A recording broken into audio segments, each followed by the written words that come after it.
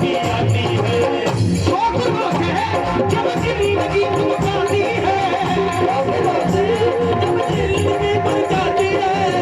मन के दुश्मनी है, मन के दुश्मनी है, दुनिया ये सितम ढाती है, ये दुनिया ये सितम ढाती है। एक बार आप निकाल लीजिए अंतिम बार। यह दिया दिया बस याद बाकी आती है, याद याद याद बस याद बाकी। किसको किसको माँ की याद आती है? पूर्ण भैया आपको ज्यादा आती है।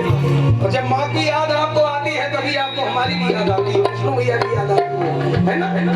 ये प्रेम है हमारे पूर्ण भैया का जो हम लोगों से इतना प्रेम करते हैं। जोरदार तालियां बजाइए। माँ से मैं प्रार्थना करूंगा, मैं आऊं या ना आऊं, लेकिन हमारा संपर्क, हमारा रिश्ता, हमारा संबंध आपस में ऐसा ही आप लोगों के साथ बना रहे, ये माँ से मैं प्रार्थना करता हूँ। बहुत बहुत धन्यवाद शरीका। माँ से बढ़ के ना, माँ के बढ़ के ना, माँ से बढ़ के ना,